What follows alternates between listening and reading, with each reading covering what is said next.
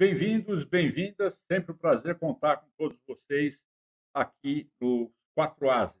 Edição desta semana, mais uma vez, com 4 temas importantes que estão repercutindo no noticiário do dia a dia.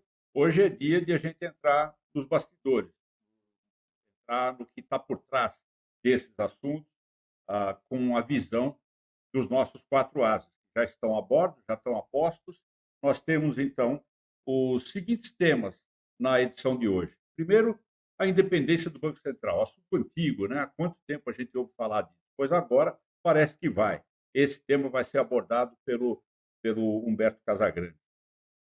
O destino do Donald Trump está em discussão em Washington, né? Em breve aí vamos saber o que é que o Congresso americano pretende fazer depois daquela lambança toda que foi criada ali no finzinho do mandato dele. Moisés Rabinovici vai abordar esse aí conosco. Os áudios da Lava Jato foram liberados para a defesa de Lula pelo Supremo. O que significa isso? Para onde vai isso? A gente tem mais ou menos uma ideia do que é que se pretende com essa história. Vamos ouvir mais a respeito disso com o Walter Fanganiello Maerovic. E, por fim, os relatórios aparentemente elaborados pela ABIN, Agência Brasileira de Inteligência, para assistir na defesa do filho do Bolsonaro. Coisa completamente irregular, foi revelada pela revista Época. Nós vamos abordar esse assunto no último bloco do programa com o Ibsen Costa Mann. Vamos começar, então, com o Casagrande, né, que vai abordar essa questão aí da independência do Banco Central. Casagrande, muita coisa sempre dita sobre esse assunto aqui no Brasil. Não é nem assunto para discussão em outras partes do mundo, isso já faz parte da cena, mas aqui não. Aqui tem discussões assim profundas sobre se deve ou não deve. A sua visão, por favor, para abrir o programa. Olá, Ademar, olá, espectadores, olá, meus colegas Ases. Depois de 22 anos desse sistema funcionando, tem agora o Congresso Nacional homologar esse sistema. Por que disso? Em janeiro de 99, nós tivemos uma grande crise cambial e caíram as chamadas bandas do câmbio. Foi necessário, naquele instante, pelas mãos de Armínio Fraga, que o país adotasse o sistema de controle da inflação. Foi criado o Copom e ali começou a funcionar um Banco Central independente. Como não havia condições políticas para aprovar isso de fato, ou de direito, aliás, começamos a atuar de fato. Então, faz 22 anos que esse sistema funciona. É um sistema muito bom e necessário. E o que ele significa? Os diretores do Banco Central não podem ser demitidos ad nutum. Eles precisam passar por um processo de improbidade, eventualmente, se tiverem que ser demitidos. Com isso, eles têm independência para atuar no controle das taxas de juros. Sabidamente, a inflação é um fenômeno que pode depender do excesso de oferta, mas ele fundamentalmente depende da regulação da quantidade de dinheiro no mercado, ou seja, a política fiscal e a política monetária é que determinam se vai ter inflação ou não, né? E isso, se você estudar a história da economia, você vai encontrar comprovação disso que eu estou falando em vários lugares e em vários momentos. Então, nós passamos agora a ter homologado pelo Congresso Nacional esse sistema de independência do Banco Central. Isso é fundamental para que funcione essa equação do controle monetário e do controle da inflação. Nós vamos ter de novidade que o Banco Central também recebe o mandato de trabalhar o crescimento econômico e a criação de empregos. Essas questões estão em conjunto com a inflação, ou seja, tudo que se busca é uma calibragem e você tem uma inflação baixa, criação de empregos e desenvolvimento econômico. Esse é o objetivo do Banco Central. O trabalho do Banco Central é extremamente técnico, então há uma série de bobagens que estão sendo ditas. Por exemplo, o Banco Central vai ser dominado pelos banqueiros privados, se ele for independente. Ontem eu vi também André Trigueiro dizer na Globo que é necessário que o Banco Central também não se feche numa cúpula e tenha visão para o social, para as coisas mais assim intangíveis. Claro, isso está sempre presente, mas o trabalho do Banco Central é extremamente quantitativo. É fácil, inclusive, de avaliar, porque não estamos aqui a falar de posições filosóficas. Tudo ali se trabalha com números, com coisas transparentes, a base monetária, as estatísticas, os controles de preços. Então, é um trabalho extremamente técnico, extremamente aberto e quantitativo. Então, é um passo que o país dá. Não vai mudar muita coisa, porque, como disse, já faz 22 anos que trabalhamos assim. Tivemos um pequeno tropeço com Alexandre Tombini em 2012, 2013, que, a mando de Dilma, fez uma queda artificial dos juros e foi um desastre total. E, tirando isso, nos últimos 22 anos, tivemos um Banco Central técnico e independente. E a história e a tecnicidade mostra também que não tem um outro caminho. Qualquer pessoa, qualquer governo que desviar deste caminho, dessa tecnicidade, desta arrumação de controle monetário de inflação, vai ter problemas. E no instante seguinte vai ter que corrigir esse problema e ficar com desgaste político, como foi o caso de Dilma e Alexandre Tombini.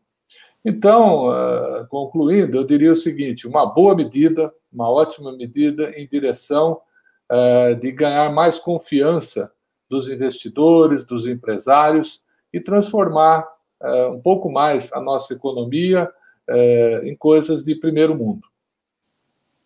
Parece um passo na direção certa aí, apenas para uma normalidade, né? Eu certamente imagino que o mercado agora vai acompanhar isso. E os nossos ases, o que é que acham? Quer começar, Ibsen?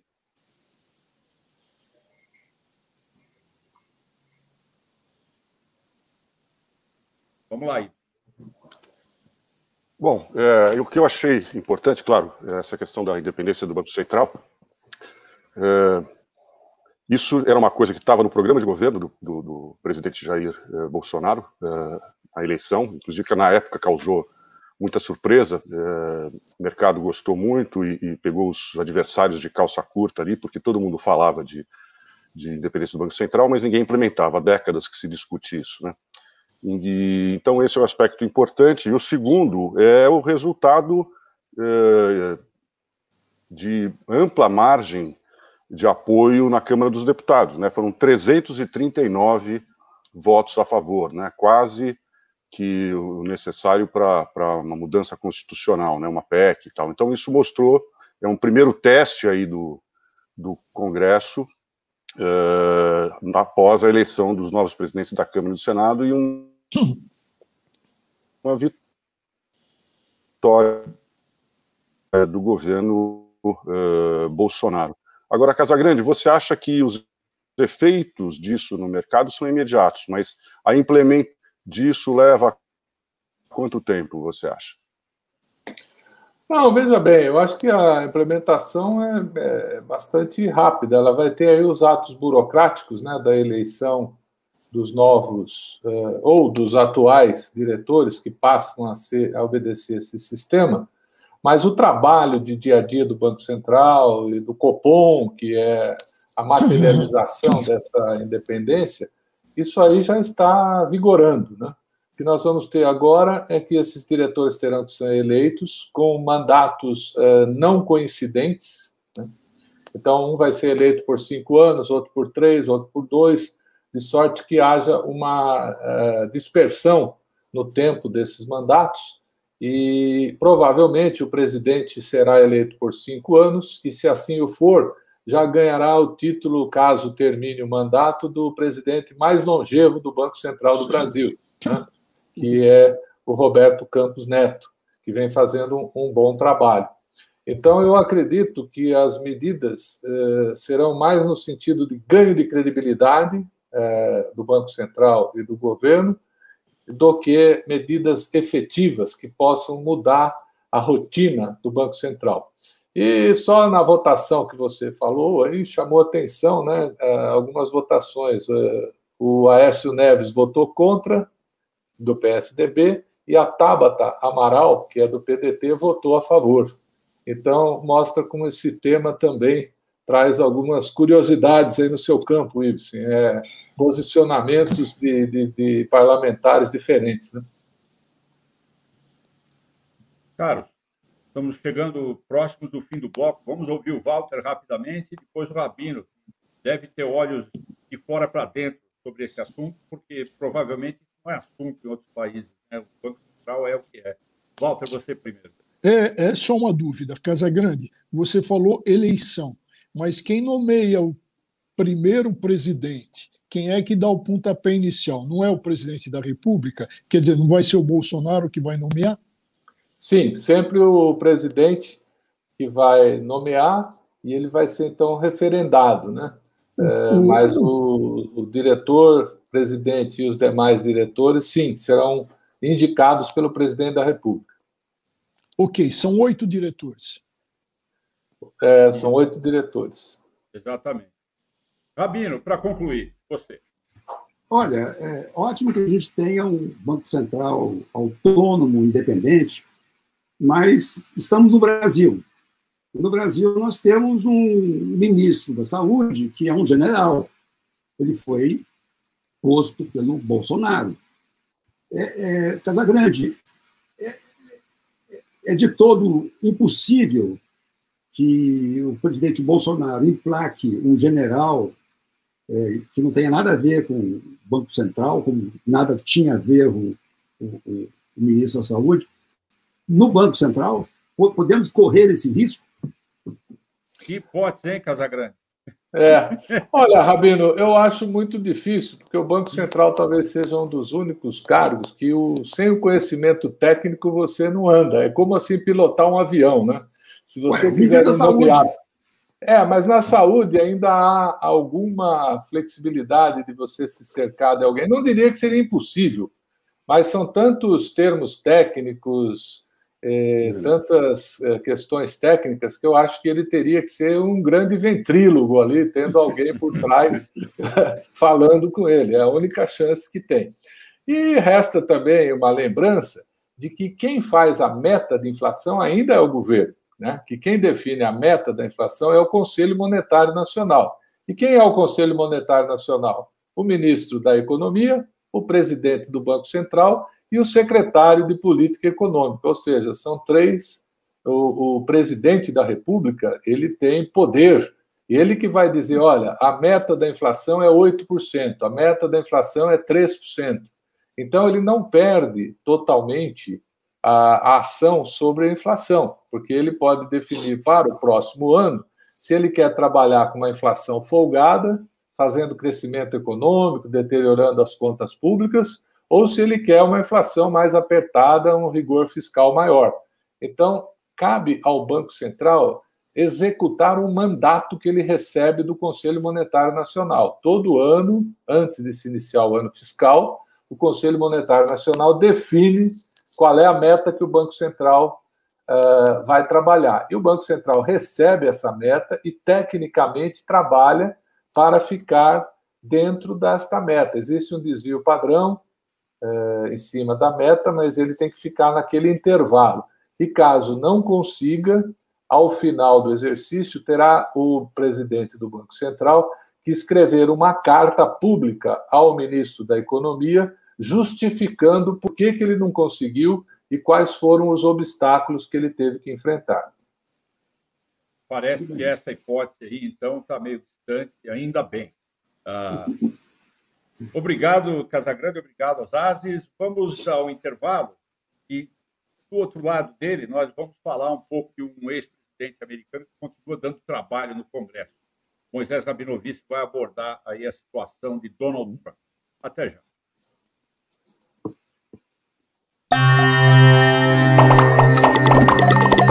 Algumas empresas procuram uma solução mágica para trazer inovação ao seu negócio.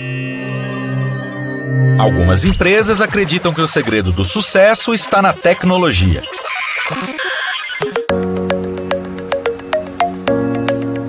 Mas as empresas mais competitivas e modernas sabem que o melhor investimento são os jovens talentos. Aprendizes e estagiários trazem a liberdade, a criatividade e a garra de quem está começando a construir uma carreira e quer provar todo o seu potencial. O CIEE possui toda a experiência para auxiliar qualquer empresa a criar um programa de estágio e aprendizagem. Qualquer empresa mesmo.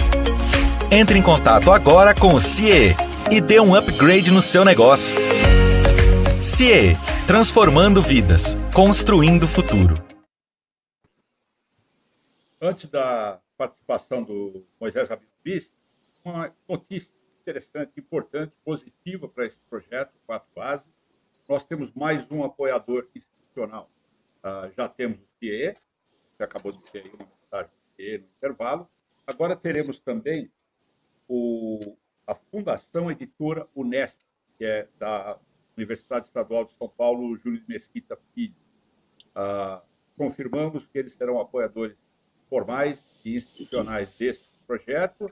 Você vai vê-los presentes aqui na próxima semana e registramos desde já nosso agradecimento ao Gésio Gutierrez, que é o diretor-presidente da Fundação, por esse apoio, que será muito importante para disseminar o programa e fazer com que ele chegue a público mais amplo, benéfico por aí cada vez mais.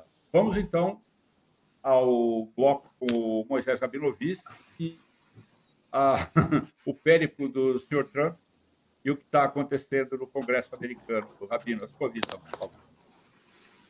Bom, o que nós estamos vendo nesse julgamento do Trump é impressionante e emocionante também. É a reconstituição de um crime, a reconstituição perfeita de um crime. Então, os relatos são meticulosos. São mostradas provas pela primeira vez, vídeos que pertenciam ao FBI, ou então câmeras que estavam postas nas roupas dos policiais que foram conter a turba que invadiu o Congresso no dia 6 de janeiro, dia em que o Congresso tinha que certificar a eleição americana. A palavra que mais é repetida no julgamento é incitamento. E o Trump, que é o comandante em chefe, né, era o comandante em chefe, como todos os presidentes o são, passou a ser chamado de incitador-chefe. É difícil pensar no resultado desse julgamento, porque o político pensa na sua sobrevivência, em primeiro lugar. Embora todos os Estados Unidos estejam vendo o mesmo que os senadores,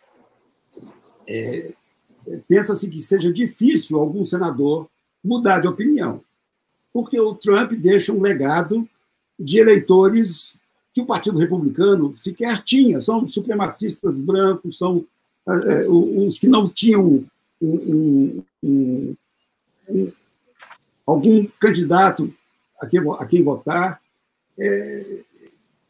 Ele reuniu esse pessoal, também tem veteranos de guerra, tanto que essa turba chegou ao Congresso mais treinada para uma convulsão do que qualquer outro grupo de eleitores. Mas o que se vê, o que se mostrou é tão impressionante, e os senadores ficam em silêncio tão total que ontem caiu da lapela de um senador o bottom que ele utiliza para se identificar. E o barulho foi ouvido em todo o plenário. Então, o interesse é grande. Esses senadores que estão formando o corpo de jurado, eles são responsáveis por terem telefonado para a Casa Branca pedindo que o Trump parasse com aquilo, que mandasse um tweet dispersando os militantes. E, no entanto, agora, eles tendem a votar a favor do Trump.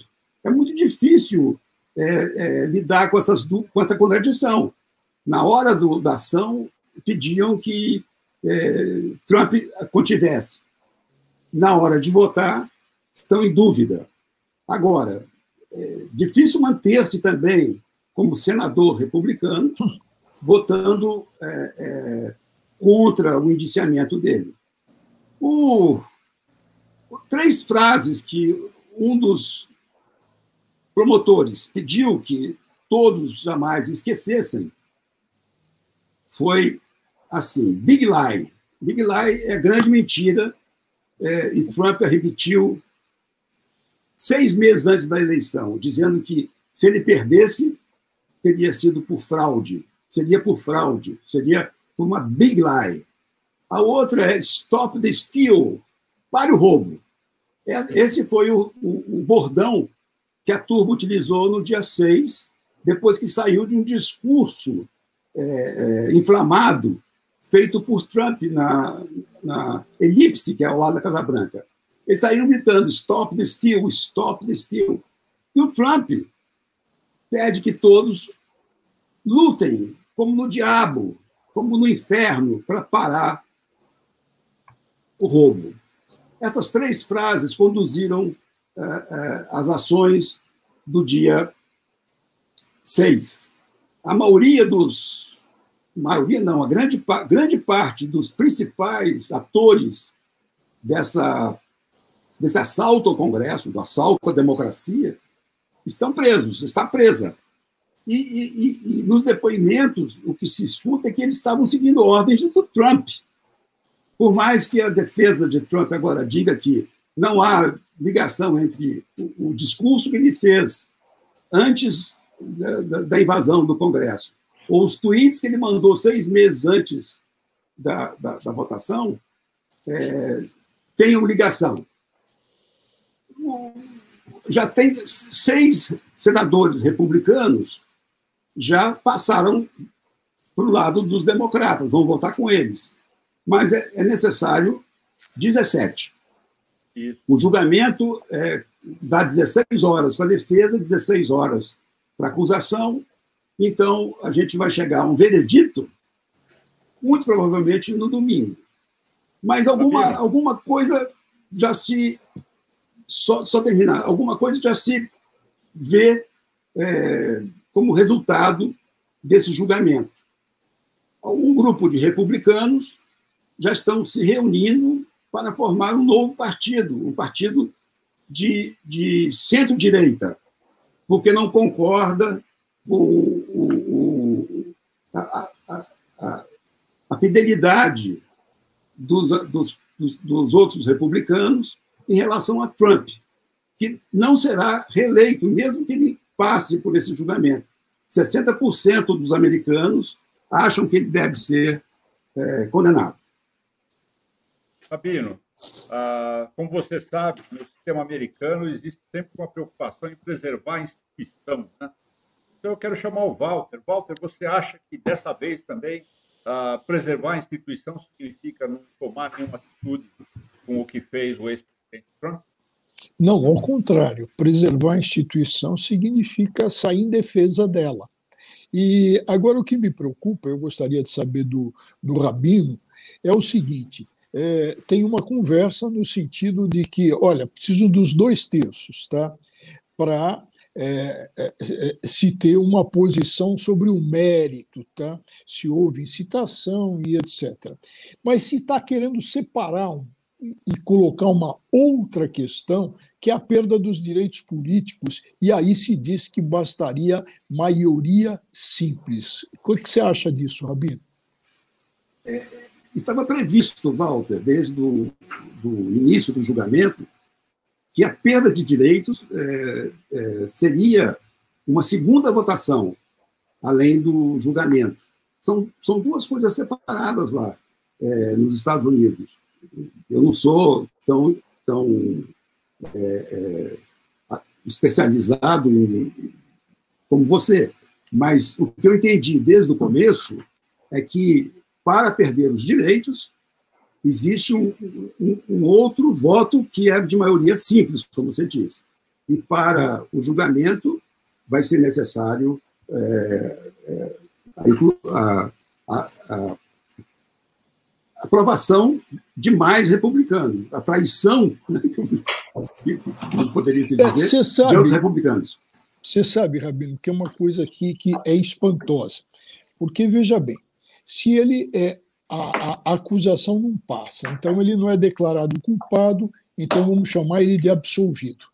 Se ele é absolvido, como é que você vai, por um fato que ele foi absolvido, fazer um impedimento no sentido de ele se tornar inelegível, se ele não teve uma culpa declarada? Percebe a contradição que está agitando principalmente os juristas europeus, que são mais técnicos, evidente, e os americanos são mais pragmáticos. Então, quando saiu essa divisão que você bem destacou, tá? Olha, vamos votar duas coisas, uma é perda de direito, falaram, mas como? A última é consequência da primeira. Deu para perceber aí o imbróglio? Vocês me permitem só uma observação? Walter, talvez essa tenha sido uma inovação brasileira, né, do ministro Ricardo Lewandowski, né, que cortou o artigo ao meio e fez exatamente esse processo. Agora, eu não conheço a legislação americana, mas eu tenho a impressão de que a segunda votação só ocorre em caso de abertura do inquérito por 2/3 dos senadores, não? Sim. É previsto que, se condenado, o plenário vote a cassação dos direitos políticos do Trump. Mas tem uma coisa a mais, que os republicanos estão repetindo, os senadores republicanos jurados desse julgamento repetem. Eles dizem que não há a menor chance do Partido Republicano lançar o Trump como candidato à reeleição. Ele não passaria pelas primárias, ele não seria indicado, ele não teria o partido. O partido não quer que ele seja condenado, mas não quer também que ele seja candidato. Então, se ele não perdeu os direitos políticos, ele também não é um candidato possível para o Partido Republicano. O Rabino. Casagrande. Rabino. Vamos lá, Walter. Rabino, você chamou a atenção da gente para uma questão que pode parar na Suprema Corte. Qual seja, terminou o mandato, não se pode mais via julgamento político pelo Congresso, porque ele não teria mais esse foro e não teria mais o que apurar. Então, o impeachment teria perdido o objeto. Você colocou isso e durante um tempo se discutiu isso, agora, essa semana, apareceu um novo contorcionismo jurídico, vamos chamar assim, no sentido, e aí o Ibsen lembrou o Lewandowski, agora vamos lembrar o Collor. Então, o novo entendimento, ou o entendimento dessa corrente, que o que se apura no impeachment não é só o afastamento, mas sim a responsabilidade. Portanto, pode prosseguir ainda que o mandato tenha terminado. Bom, o Senado votou pela constitucionalidade do segundo julgamento de impeachment. O que acontece é que, nos Estados Unidos, isso foi discutido no julgamento, o presidente que provocar algum problema seríssimo ao país, em janeiro, no último mês de janeiro de seu poder na Casa Branca, ele acaba não sendo julgado, porque tem essa exceção do janeiro, que chama. O Congresso viu esse problema e disse, não, o presidente que provoca um assalto ao Congresso, ele não pode se aproveitar da exceção de janeiro. Ele sim vai ser julgado mesmo fora da Casa Branca. E um dos advogados de acusação diz o seguinte, uma coisa é alguém gritar fogo dentro de um cinema cheio. Outra coisa é o chefe dos bombeiros mandar os carros de bombeiro para um cinema e pôr fogo nele. Então, não se pode conviver com essa exceção de janeiro, em que um presidente fica impune por alguma coisa que ele fez nos últimos momentos de poder. Isso foi passado no Senado, foi votado por uma larga maioria. Então, eu acho que aí não chega a Suprema Corte. O que está acontecendo paralelo é o início de uma pulsão de investigações criminais contra Trump. A Geórgia começou ontem a investigar se o Trump deve ser criminalizado por ter telefonado para o responsável pela votação na Geórgia e pedido a ele algum tanto de votos que levaria ele à vitória. Então, é capaz do Trump sair daí inelegível pelo próprio desejo dos republicanos, que não o apoiam mais, e sair com vários processos nas costas. Lembro que um deles é de mulheres que se disseram abusadas por ele. Tem um outro que é sobre imposto de renda. Ele nunca prestou, nunca publicou, como todo presidente faz, as declarações de renda que ele fez. E tem outros processos da gestão dele que podem ser retomados. Tá bom, Rabino, muito obrigado. Vamos aguardar, quer dizer, isso ainda promete esse assunto. E vamos fazer uma rápida pausa. Na volta, vamos ouvir o nosso jurista Walter Fanganello Maerovitch sobre esses áudios que o Supremo liberou para a defesa do ex-presidente Lula e aonde isso pode parar. Até já. O jovem de hoje é o médico de amanhã, o engenheiro, o administrador, o advogado, o professor, o governante, enfim, o profissional do futuro. Para ser bom na profissão, o jovem tem que pôr em prática tudo o que aprendeu. É aí que entra o estágio e o aprendizado. Uma oportunidade de iniciar sua profissionalização, de se aperfeiçoar, de construir sua autonomia, de exercer a cidadania. Ofereça oportunidades para jovens estagiários e aprendizes e dê um futuro melhor para os jovens, para a educação e para a sociedade brasileira. CIEE, há mais de 50 anos encaminhando as novas gerações e preparando os profissionais que farão o futuro do Brasil. CIEE, Centro de Integração Empresa-Escola. Estamos de volta e o assunto são aqueles áudios agora liberados. E eu tenho que perguntar rapidamente, Walter, pode isso? Olha, nós temos que dar um passo atrás. É o seguinte, a defesa do Lula pediu, há bastante tempo atrás, o levantamento do sigilo com relação a esses áudios. E o Lewandowski deferiu. Aí essa decisão não foi integralmente cumprida. Daí a reclamação.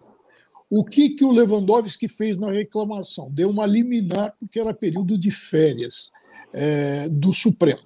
Deu a liminar e submeteu essa liminar, como é da regra, à apreciação da segunda turma, que anteontem se reuniu. Então, a questão era uma e muito simples tecnicamente, porque essa decisão foi tomada dizendo se levanta o sigilo com base no quê? Na garantia constitucional da ampla defesa. E por que não... as pessoas perguntam, e por que se não se analisou a ilicitude da prova, uma vez que isso foi hackeamento, isso foi uma invasão criminosa? Pelo seguinte, porque essa questão da invasão criminosa, da prova ilícita, da prova criminosa, da prova proibida, ainda não foi apreciada pelo Supremo. Então, anteontem, a segunda turma não podia analisar, apesar do carnaval feito pelo Gilmar Mendes, divulgando parte das conversas e etc., fazendo discurso político palanqueiro. Então, a questão era uma só. Era só verificar se havia violação à ampla defesa. E havia, porque não se podia tratar de prova ilícita proibida, porque isso é em outra ação, não é em reclamação. Agora, e que outra ação é essa? Aí é que está o ponto da questão. É que foi, atenção, em dezembro de 2018, foi suspenso um julgamento de um habeas corpus onde se decidia isso, sobre a prova ilícita. E, como consequência do habeas corpus, uma nulidade por falta de imparcialidade do Moro. E o que aconteceu? O Fachin disse que não havia nenhuma falta com relação ao Moro. Ele tinha sido imparcial. Acompanhou a Carmen Lúcia. E, naquele tempo, vamos lembrar, tinha lá o ministro Celso de Mello. O que fez o Gilmar? Pediu vista. Dezembro de 2018. E fez o quê? Por que ele pediu vista? Isso aí é voz corrente, porque ele não sabia como, e não tinha ideia como ia votar o Celso de Mello. E poderia estar uma decisão contrária ao interesse dele. O que ele fez? Ele sentou em cima do processo. Então, desde dezembro de 2018, essa questão, se essa prova é lícita ou ilícita, está suspensa. E o que aconteceu depois de dezembro de 2018? Veio, bem depois, a Intercept Brasil mostrando diálogos. E depois o que mais? O Celso de Mello aposentou e entrou o Cássio Cunca, o ministro. Então, mudou o quadro, mudou a situação, mas o Gilmar Mendes ainda continua sentado em cima da questão, desde dezembro de 2018. Então, o julgamento de anteontem era muito simples, era técnico. E o Lewandowski, evidentemente, acertou, e a maioria acertou, no sentido de que, olha, então, não se vai discutir a ilicitude da prova, então, o que vai caber? É a ampla defesa. E o que fez o Fachin? Simplesmente entendeu no voto dele que a questão deveria ser remetida ao plenário. Só isso. Tudo muito simples, mas, de repente, pelo discurso fora de propósito, pela extrapolação do Gilmar Mendes, se voltou a questão. Prova ilícita, absurdo do que foi dito, juiz foi parcial e etc. Tá? Vamos chamar o Casagrande para participar aqui, porque, Casagrande, quando eu vejo um trâmite desse, impactado, influenciado, gente com o dedo na cumbuca, pensando politicamente e não juridicamente, esse é o tipo de coisa que incomoda os mercados, incomoda a economia, incomoda quem está olhando e querendo tomar decisões nesse país. Porque você fica na dúvida o que mais vai ser resolvido dessa forma. Como é que você está acompanhando essa situação? Incomoda sim, Ademar, incomoda bastante, porque, como você lembrou, existem uma série de assuntos aí relacionados a isso e aos negócios ao mesmo tempo, como concessão de serviços públicos, privatizações, tomadas de decisões que afetam os negócios.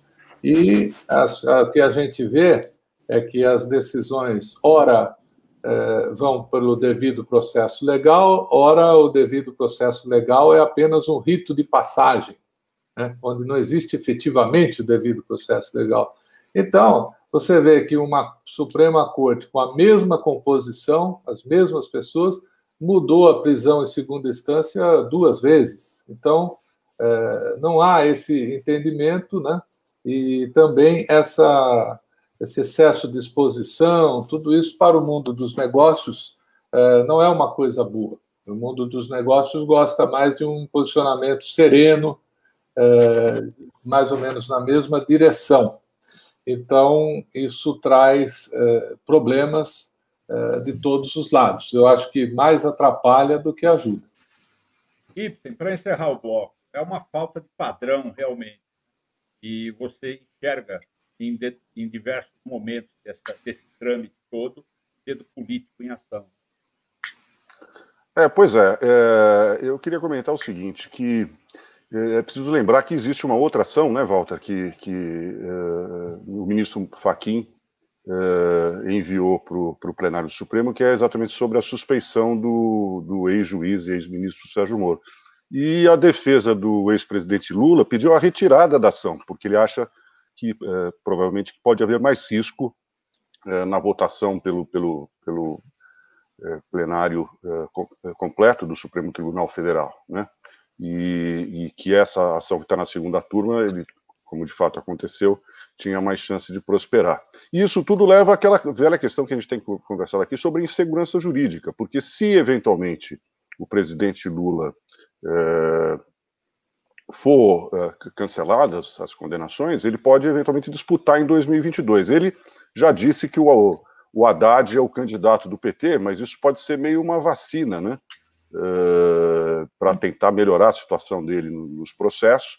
E, assim, lá na frente, quem é que impede de que ele diga, não, o partido exigiu que eu fosse o candidato? Então, tudo isso leva a muita insegurança jurídica. Eu, uma vez, vi um estudo do professor Armando Castelar, que é economista lá da Universidade do Rio de Janeiro, e em que ele mostrava que se houvesse um pouco mais de segurança jurídica no Brasil, Casagrande, poderia crescer 25 pontos percentuais o nosso PIB, né? Então, a gente está precisando um pouco mais de coerência do nosso judiciário, né? O Castelar é um economista muito respeitado e realmente... O que se diz é que no Brasil, né, realmente é o país de Macunaíma, que mesmo quando se faz coisas boas, sempre tem um herói sem caráter por trás, né? Então, é uma coisa muito difícil.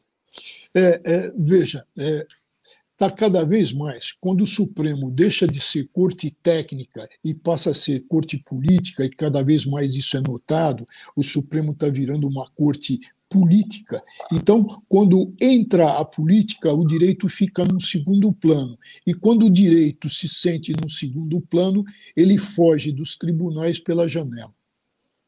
Obrigado, Walter. Obrigado a todos. Como se não tivéssemos ciente de procedimentos dúbios, temos mais um para o próximo bloco, depois do intervalo. Vai ser abordado pelo Ibsen. Nós vamos falar sobre esses relatórios divulgados pela revista Época, relatórios que teriam sido elaborados pela Agência Brasileira de Inteligência como suporte para a defesa do filho do presidente Bolsonaro. Nós voltamos já já. As empresas mais competitivas e modernas sabem que o melhor investimento são os jovens talentos. Aprendizes e estagiários trazem a liberdade, a criatividade e a garra de quem está começando a construir uma carreira e quer provar todo o seu potencial.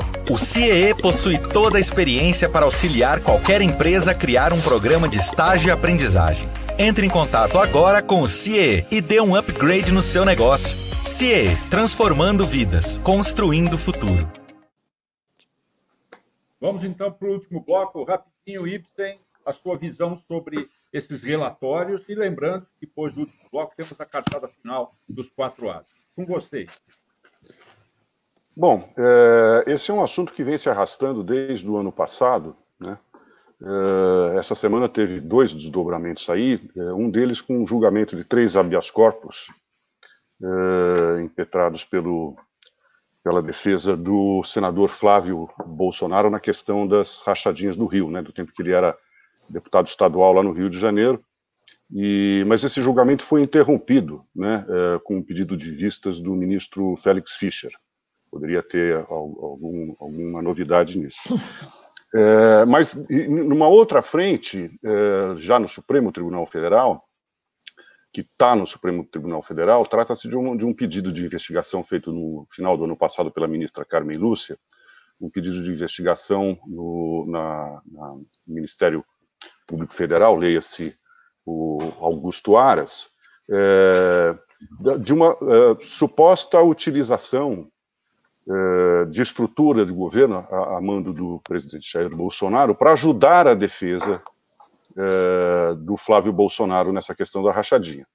E já se sabe que em agosto do ano passado houve uma reunião no Palácio do Planalto, portanto, utilização de um patrimônio público, o que poderia configurar crime, uma reunião entre o presidente Jair Bolsonaro, o ministro Augusto Heleno, que comanda a BIM, né, e o diretor da BIM, e os advogadas do Flávio Bolsonaro. E aí fica essa discussão, no começo se negou, depois se confirmou que houve essa reunião, mas de lá para cá aconteceram várias coisas, né? Porque saiu essa história de que a ABIN teria preparado um relatório para auxiliar na defesa do Flávio Bolsonaro. Isso sempre foi negado pelo general Augusto Heleno e pelo Ramagem, né, o diretor da ABIN é o Alexandre Ramagem. É bom lembrar que ele foi o pivô da saída do ex-ministro Sérgio Moro do Ministério da Justiça, né, que o presidente Bolsonaro queria colocá-lo na Polícia Federal, enfim, e ele continuou na ABIN. E o Alexandre Ramagem teria mandado fazer esses relatórios de inteligência para ajudar na defesa do Flávio Bolsonaro. Acontece que sempre se negou a existência desses relatórios, e agora a última publicação da revista Época, esse relatório aparece, né? Não aparece um facsímile do relatório, mas aparece a transcrição do que seriam informações contidas nesse relatório enviadas por WhatsApp, pelo menos para uma das advogadas do Flávio Bolsonaro, que chama-se Luciana Pires, né? E, enfim, e aí, depois, no site da revista, por isso saiu numa coluna, saiu a íntegra de trocas de conversas no WhatsApp com as informações desse relatório. E, assim, em sendo verdade, eu acho que agrava bastante a situação, porque o que contém ali é a orientação para que o Flávio Bolsonaro e sua defesa procurem órgãos do governo, como a Receita Federal, o SERPRO, né, a Corregedoria Geral da União, enfim, vários órgãos, e fala lá, quer dizer, que se tivesse sido adotado, pede a cabeça de que eles chamam de uma estrutura criminosa montada na Receita Federal e no Ministério Público do Rio de Janeiro para perseguir o Flávio Bolsonaro, e diz assim, textualmente, que se em 2019 tivesse sido aceita a sugestão da ABIN, ou seja, a coisa vem de antes de agosto do ano passado, que a ABIN já teria feito uma sugestão para afastar esses servidores da Receita Federal do Rio de Janeiro. E, de fato, isso aconteceu depois, né? No final do ano passado, em dezembro, um auditor da Receita Federal, que era responsável pela corregedoria no Rio de Janeiro, o Cristiano Paes Leme Botelho, foi, de fato, afastado. Então, várias coisas que estão no relatório acabaram acontecendo. É importante lembrar também que tudo isso surgiu de um relatório do COAF, que também foi transferido, né, saiu da esfera do Ministério da Fazenda e foi para o Banco Central, né? Então as coisas vão se ligando, quer dizer, agora precisa se ver se de fato esses relatórios existem, o interessante é que quem passou os relatórios para a revista foi a Luciana Pires, foi a advogada do Flávio Bolsonaro. Então acho que subiu um tom nessa crise, não repercutiu muito. O Flávio Bolsonaro não se pronunciou sobre isso, o presidente Jair Bolsonaro também não se pronunciou sobre isso, até onde eu tenha visto, né? E aí é aquela coisa de que esse silêncio todo é ensurdecedor. Deixa eu puxar o Rabino aqui, o Moisés Rabinovitch, porque, Rabino, eu sei que você mantém contato com jornalistas, com fontes pelo mundo, né? E não só nos países por onde você passou e atuou.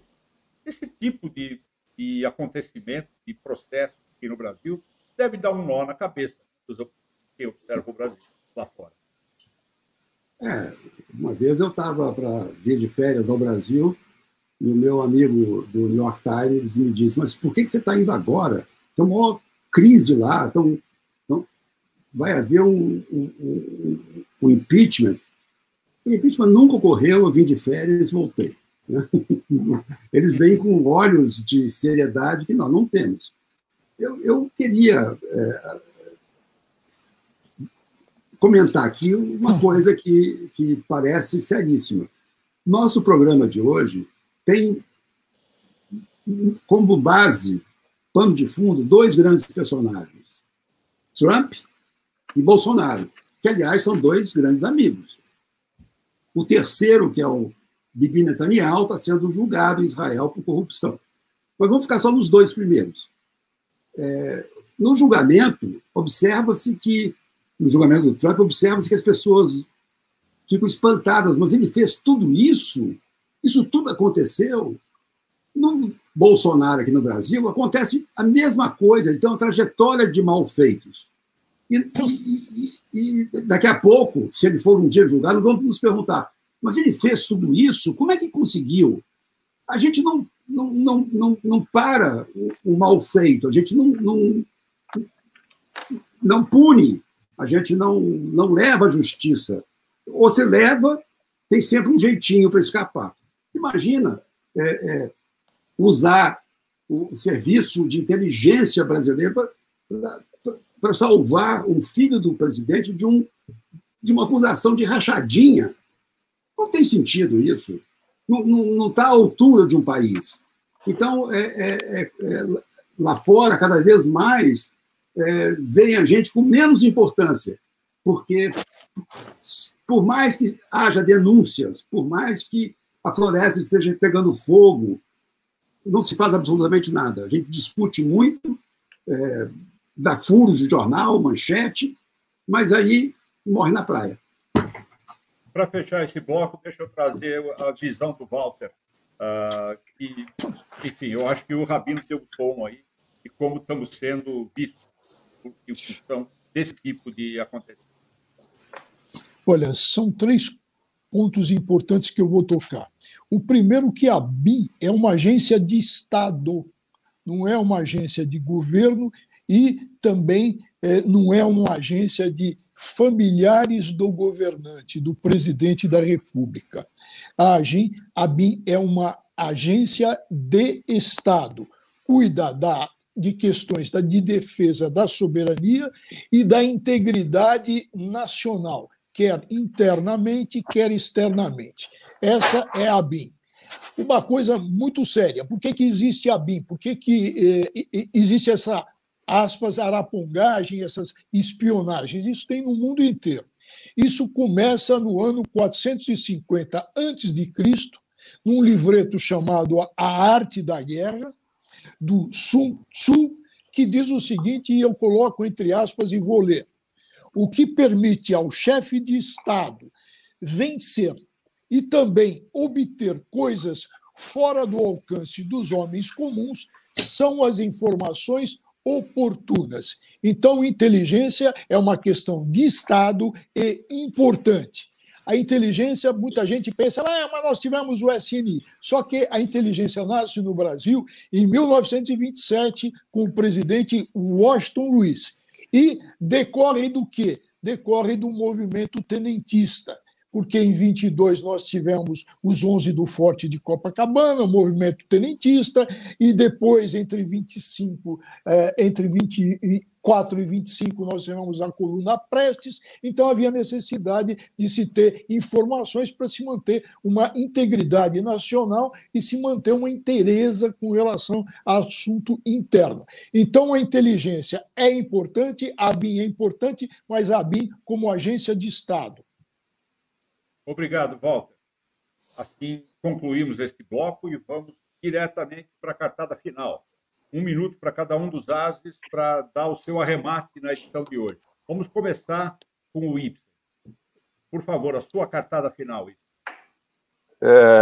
É o seguinte, eu acho que a gente tem que ficar de olho aí agora nos próximos movimentos do agora ex-presidente da Câmara, Rodrigo Maia, e do governador João Dória, né?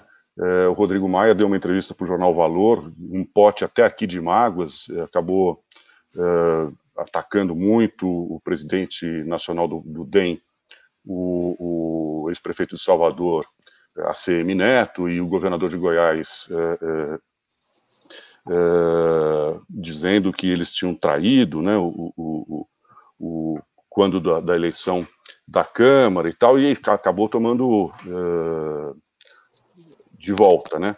E aí ameaçando sair do DEM para um outro partido, e imediatamente já foi convidado pelo João Dória para ir para o PSDB. Acontece que mágoa não é uma das razões que a legislação prevê ele quis criar um fato político, dizendo que não tem mais ambiente no DEM, quer dizer, mágoa não é uma das razões previstas em lei para que ele saia do partido e não perca o mandato. Mas como no Brasil tudo é possível, vamos ver. E o Dória também, por outro lado, também sofreu um revés grande, porque houve um jantar no Palácio dos Bandeirantes em que se insinuou ali que ele poderia assumir a presidência do partido em maio, e houve uma reação muito forte quanto a isso, e até favorecendo um possível lançamento de uma candidatura do governador do Rio Grande do Sul, Eduardo Leite, né? Enfim, está uma confusão, é complexo, talvez para uma próxima vez vamos ver os próximos passos, se a gente traz isso aqui para comentar com mais profundidade. Obrigado, Ibsen. 1 minuto para você, Moisés Rabinovici, cartada final. Eu volto aos Estados Unidos, porque Joe Biden, o novo presidente, ligou para Xi Jinping, na China, ligou para Putin, na Rússia, e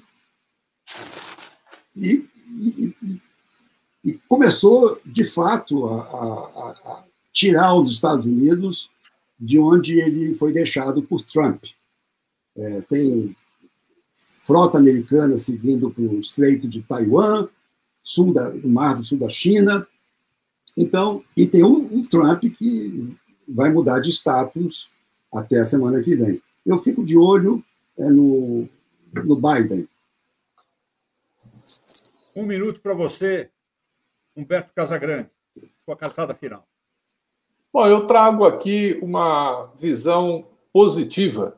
Nós temos o nosso complexo de vira-latas, né, de achar tudo ruim, desses últimos 40 anos, né, que eu entrei no mercado financeiro em 81, e esse aspecto regulatório do Estado era muito pior.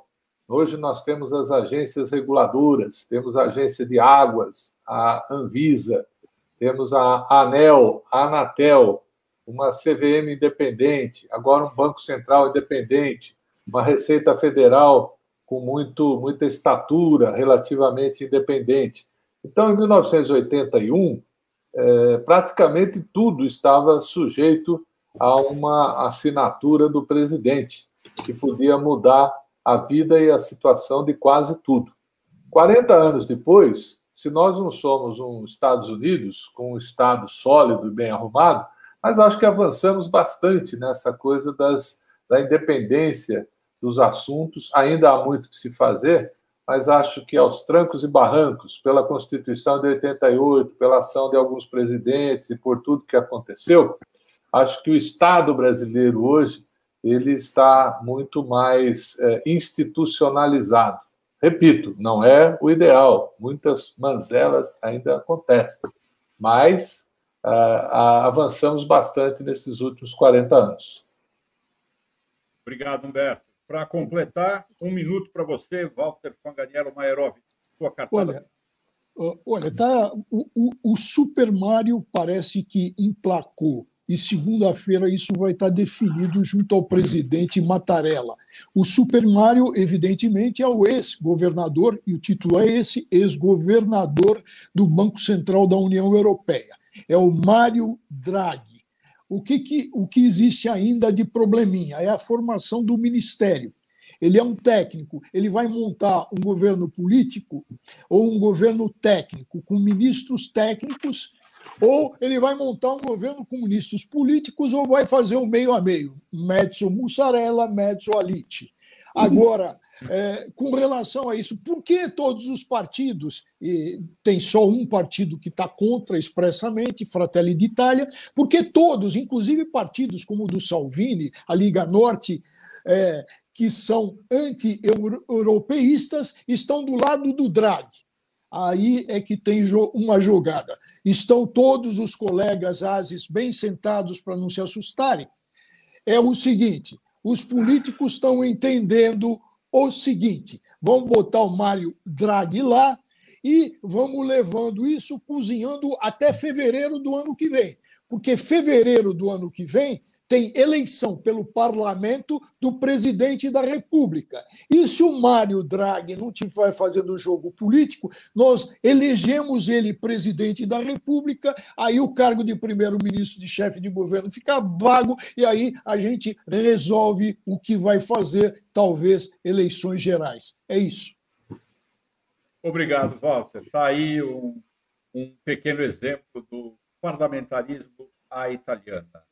Muito obrigado aos nossos 4 ases. Termina aqui a edição desta semana do nosso programa. Não se esqueça, você pode comentar, pode compartilhar, pode mandar a sua opinião para nós. Temos total interesse no que você acha do projeto, como ele está sendo desenvolvido. Muito obrigado a todos e até a próxima.